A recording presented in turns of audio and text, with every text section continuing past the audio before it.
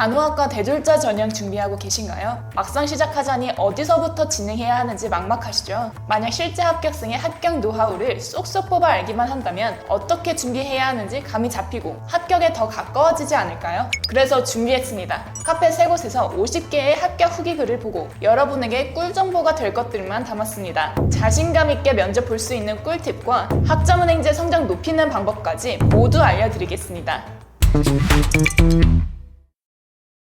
대졸자 전형은 대부분 성적과 면접을 통해서 학생을 선발하죠. 실제 저희가 정리해둔 간호학과 전형 방법만 봐도 알 수 있는데요. 그 중에서 자신감 갖고 면접에 임할 수 있는 방법은 2가지입니다. 수도 없이 모의 면접을 반복하거나 다른 사람들이 가지고 있지 않은 차별화된 스펙을 가지고 있으면 됩니다. 실제 간호학과 합격하셨던 A, 이분은 성적 7-80%를 반영하고 면접 20-30%만 반영하는 3개의 학교에 최초 합격하셨습니다. 이분은 실제 면접 볼 때 긴장도 안 하셨다는데요. 그 이유가 무엇일까요? 다른 준비생분들보다 더 일찍 준비했기 때문입니다. 자신 성적이 낮아서 3월부터 준비하셨어요. 면접을 9월에 보는데 말이죠.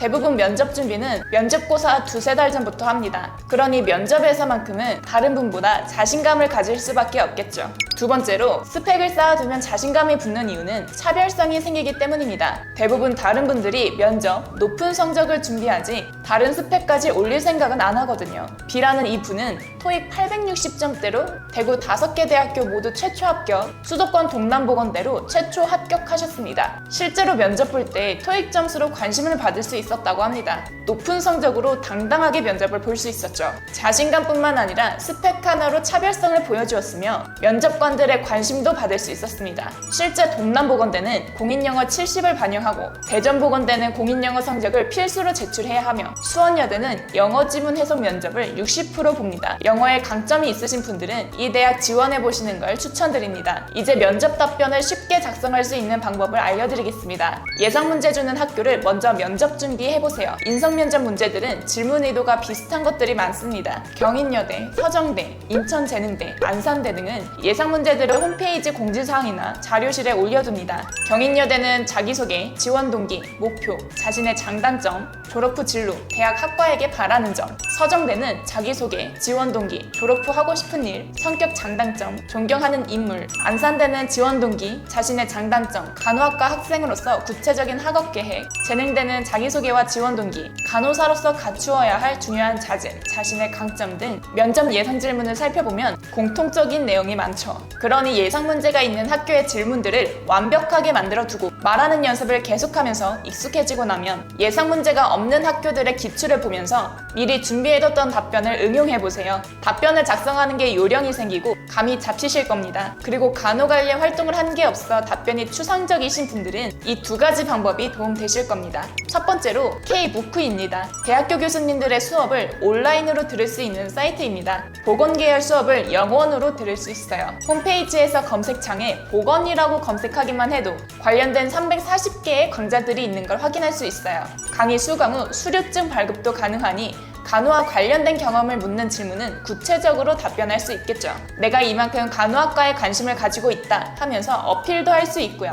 2번째는 위비티 공모전입니다. 현재 진행되고 있는 공모전을 한눈에 볼 수 있는 사이트입니다. 정부 기관, 대기업 등 다양한 곳에서 공모전을 하고 있는 걸 알 수 있어요. 보건, 간호, 의료를 검색해보면 가끔씩 관련 공모전이 개최하는 걸 알 수 있는데요. 여기서 입상 기록 하나만 있으면 면접 답변에 쓸 거리가 정말 쉬워지겠죠. 나이가 많으신 편이라면 일부 면접 때 불리할 수 있습니다. 2년 전 계명문화대학교에서 성적이 4.5 만점이어도 불합격하는 사례가 있었습니다. 나이 때문에 거르는 느낌도 들었고 궁금증 있으면 말 끊고 바로 질문하는 등 분위기가 다소 공격적이었다고 합니다. 하지만 나이 많다고 좌절하지 않으셔도 됩니다. 경험을 핵심 키워드로 잡아서 답변을 작성해 주시면 되거든요. 예를 들어 나이 어린 지원자보다 본인을 뽑아야 하는 이유에 대한 답변을 작성해보자면 제가 다른 지원자들보다 나은 점은 삶의 경험이라고 생각합니다. 오늘 이 자리에 서기까지 다른 지원자보다 조금 더 시간이 걸렸기 때문에 저는 더 많은 삶의 경험을 할 수 있었습니다. 물론 그 경험 가운데는 험난한 과정도 있었고 좀 원치 않는 일들도 있었습니다. 하지만 그런 과정을 통해서 저는 굉장히 많은 것을 배울 수 있었는데요. 간호학과 진학 및 간호사로 활동한다면 그러한 저의 삶의 경험들이 저의 시행착오를 줄여줄 것이고 보탬이 되리라 확신합니다. 이렇듯 자신의 경험이나 힘들었던 과정을 잘 설명하고 이것을 강점으로 나타낼 수 있다면 오히려 플러스 요인이 될 수 있습니다. 대졸자 전형 간호학과에 입학하기 위해서는 성적이 4.5 만점에 최소 4점대는 되어야 하는데요. 많은 분들이 성적을 높이기 위해 학점은행제를 준비하시죠. 학점은행제란 대학교 성적이 낮거나 고졸이신 분들이 성적을 높이고 대졸자 전형 응시 자격을 갖추기 위해 학위를 취득하는 과정입니다. 온라인 수업만으로도 응시 자격을 갖출 수 있고 대학교보다 높은 성적을 받기 수월해서 학점은행제를 대부분 준비하시는데요. 성적은 상대평가로 진행됩니다. 누군가는 A를 받고 누군가는 B를 받을 수밖에 없어요. 성적을 결정짓는 건 크게 4가지가 있는데요. 출석, 시험, 과제, 토론입니다. 하지만 출석과 시험은 누구나 쉽게 진행하기 때문에 변별력을 갖추기가 어려워요. 그래서 성적을 잘 받기 위해서는 가장 중요한 부분인 과제와 토론에 대해서 말씀드리겠습니다. 과제는 대부분 학생분들이 담당 플래너를 통해서 혹은 온라인으로 과제를 구매해서 작성하게 되는데요. 이렇게 다 똑같은 방식으로 자료를 찾아서 짜집기 하는데 여기서 차별점이 생기기는 어렵습니다.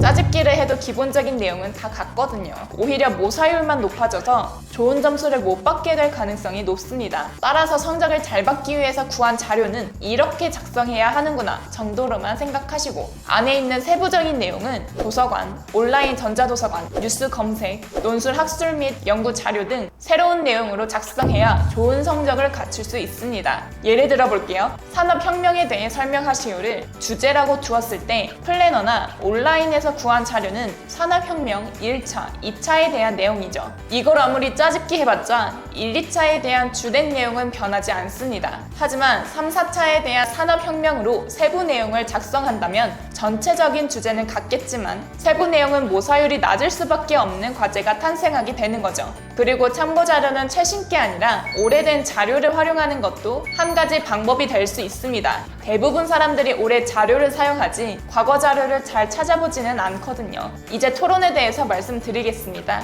토론은 논리성이 중요하기 때문에 논리적으로 말이 되게끔 작성하면 되는데요. 대부분 사람들이 교재를 참고해서 비슷하게 작성하거나 아예 복사해서 붙여 넣습니다. 그러니 성적을 잘 받으려면 교재를 참고하는 게 아니라 토론 주제에 맞는 뉴스나 논문, 책 등을 바탕으로 내 생각을 300자 이상 길게 작성해 주시면 됩니다. 어렵지 않죠? 이외에 학습 참여도는 학습 계획서, 자기소개, 의견 나눔 이 3가지로 구성이 되어 있는데요. 자기소개서는 직업, 최종 학력, 준비하는 과정, 이 과목을 듣게 된 계기를 간단하게 2-3줄 작성해 주시면 되는데 이 부분은 모든 과목을 똑같이 복붙해서 작성하면 끝입니다. 반면 학업계획서는 과목마다 각각 다르게 작성하셔야 하는데요. 과목을 어떻게 공부할 것인지에 대해서 5줄 정도 간단하게 작성해 주시면 됩니다. 의견 나눔 또한 진행 과정에 대한 건의사항, 과목 평가, 교수님께 바라는 점을 쓰는 건데 길게만 작성해 주시면 됩니다. 강의계획서 보시고 작성하시면